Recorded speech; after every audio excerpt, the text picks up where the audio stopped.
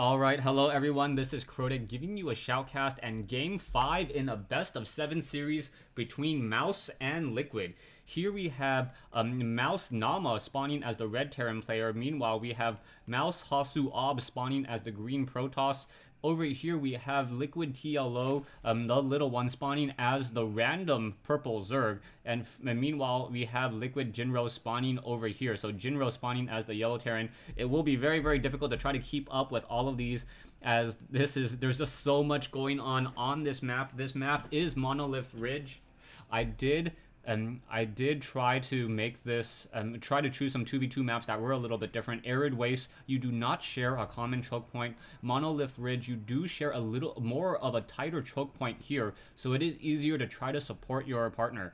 Taking a look at the productions, there are a lot of things going on already. Pylons, overlords, being built, drones, no real power droning just quite yet, as TLO is back over here. We did see him do the extractor trick for just a split second in order to get 11/18, but really not much going on. So back over here now, this is not Tosh, this is Nama. I'll just have to remember right side of the map Mouse, left side of the map Team Liquid, and hopefully not get their names mixed up, just because Mouse Nova is Hasu Obs is playing on Mouse Nova's account. Overlord still moving out over here, as we now see an SCV on the move in order to do some scouting. So taking a look at the production tabs and the buildings so far, no one going any heavy Zealot Marine rush. All four players are going for gas. So we will be seeing gas play, tech units, Marauders. Marauders in addition to Marines, Stalkers, Cybernetics Corps will be coming out online. Yeah, Zealot Marine also very annoying. I am live streaming this, so thank you to everyone who is watching this from the Team Liquid streams. Also, I did post this up on Facebook, so if you guys just can't wait for my videos, I don't know if there's any of you that are like that, then you can watch my live stream. I try to cast around 3 o'clock every day Pacific time. We now see a Cybernetics Corps being built as part of a front door here, so that's a little bit unusual coming in from Hasu Obs. We do see a Zealot also being chrono boosted as well, and now we see a decent amount of energy being saved up by Hasu. So let's see what he's going to be doing with that chrono boost energy. We still see an SCV now wandering around trying to see if there is an expansion over here by TLO. TLO did not set up an expansion, instead went for a 14 spawning pool, and now also still getting gas, even though he has that metabolic boost. So he may be trying to go off one base play, which is a little bit unorthodox. I expect TLO to set up a hatchery sometime before the 6-minute mark. Back over here we see an SCV trying to do some scouting, as the front door wall over here pretty wide open. So Nama deciding not to do any front door, and I wonder if they do have control shared. I haven't seen any green circles around any red buildings so far, so I don't know if they actually have any controlling shares. Zerglings now and taking down that one SCV over there, and the Zerglings now will be trying to make a move. We do see one Overlord keeping track in this position. Does it see that one refinery? Yes, it does see the Vespine Geyser, and there are currently 0 harvesters, so yes, this is part of patch 1.2. Zerglings now on the move out, will be able to make it over here in just a moment, as we now see a pylon being warped in here by Hasu Obs. So Hasu Obs will be able to get reinforcements here. I like this play. Team play, very, very important to be able to send reinforcements. Protoss with the ability, with those pylons, able to really just deploy anywhere into the field, including your partner's base. That is going to be a very, very strong push, as now Zerglings are trying to make their way up. Will not be able to get through, as one Zealot acting as a humanoid shield. Not a human shield, a humanoid, I can say that. And standing there, and he's just going to sit there as those Stalkers are now dealing damage. Back over here, we now see some Zerglings now trying to run up this ramp, and it quickly will get shut down as well, realizing that both players do have very, very strong front door, strong front door containments. But we already see TLO now going into Banelings. So TLO going for very, very fast Banelings off of one base, and he should be able to Baneling bust this very easily. The concussive shells have not been researched, and that is going to be a problem. Those Banelings, as soon as they are completed, will simply walk up that ramp and then deal a lot of damage both towards that bunker and the supply depot. Zerglings now trying to run in, Baneling now trying to run in. There it goes, one Baneling taken down. However, a lot of those bunkers have been taken down, and down it goes. Zerglings now trying to run in, Marines, and now Stalkers also trying to warp in as well. So a lot of fighting already happening here, as Liquid trying to put in a lot of pressure. SCVs coming off the mineral line, and with so many SCVs and so many reinforcements coming in from Mouse, this will not work out very well at all.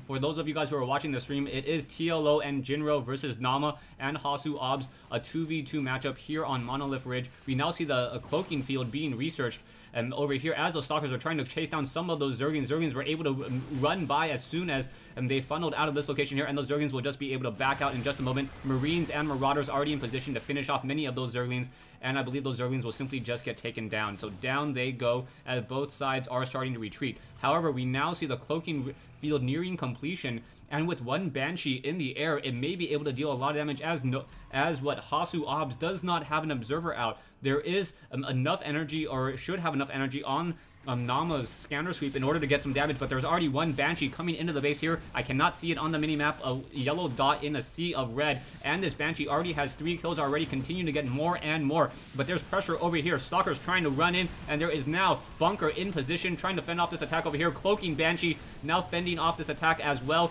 so it's going to be quite some time as Marines and Zerglings are just dueling it out over here. There's still this one Banshee still getting even more kills, 8 kills back over here. A lot of fighting on this front door here. Zealots trying to tear apart this bunker, but the bunker is being repaired by multiple SCVs, and now this one cloaked Banshee already with 5 kills on army units, getting a lot of damage dealt. One Banshee already now low on hit points as the energy has started to deplete. We do see one proxy pylon here, so Hasu Obs is able to get some reinforcements, and the bunker is still battling back and forth. The Banshee still in the air trying to fight back. A second Banshee will be able to come back in as this one very, very low energy Banshee will be forced to pull out in just a moment. You can see the Stalkers coming in, and now that Banshee, yeah, Jinro realizes that the energy is low, decides to pull away, and those Marines are just going to be able to stand there and do absolutely nothing. So wow, a great match here already. A lot of action here on 2v2, so this is what I wanted to see. A lot of 2v2 games between these very, very high level teams.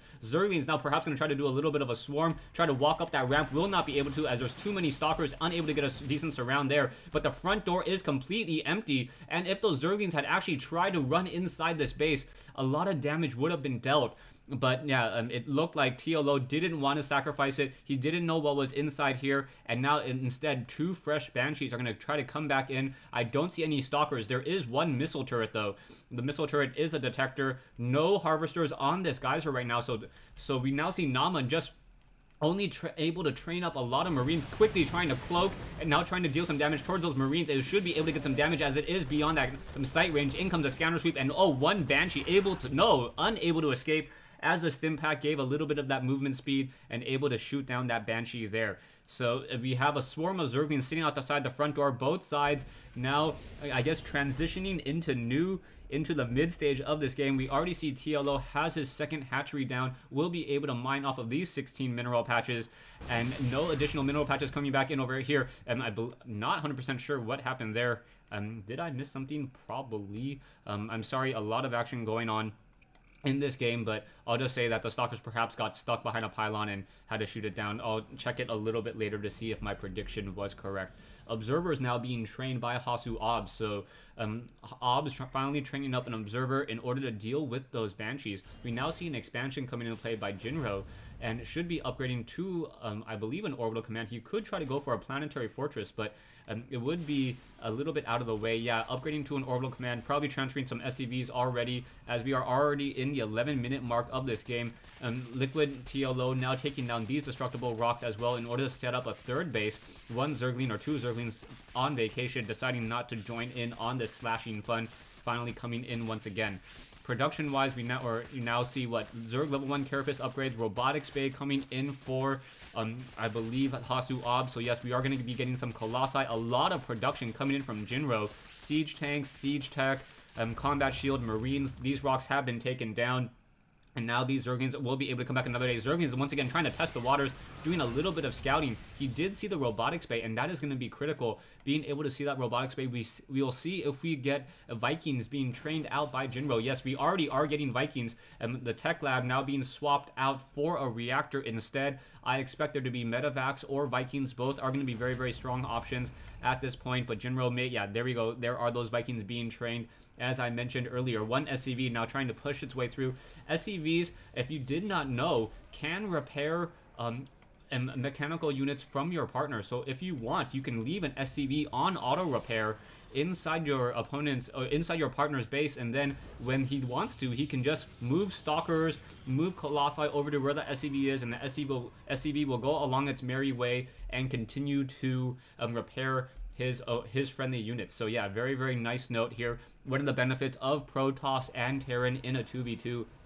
Also, the benefit of having missile turrets, the easiest to deploy out of all the building detectors, as that SCV now a mineral pathing through his own friendly units. Back over here, we now see an SCV perhaps going to try to walk up that ramp and then get back into mining in just a moment. As this game continues, we now see siege tanks, Vikings, and it's very rare to see so many units just being spread out like this. Only in 2v2s are unit controls really falling to the wayside. We now see infestors coming in, so infestors with fungal growth and perhaps some infested Terrans will be able to deal some damage. I do not believe burrow is researched. No burrow just quite yet, so those infestors will not be able to burrow underneath and then start spawning infested Terran very, very easily. Back over here, we now finally see TLO setting up a third hatchery. So this third hatchery will allow, obviously, for mining off of these mineral patches over here.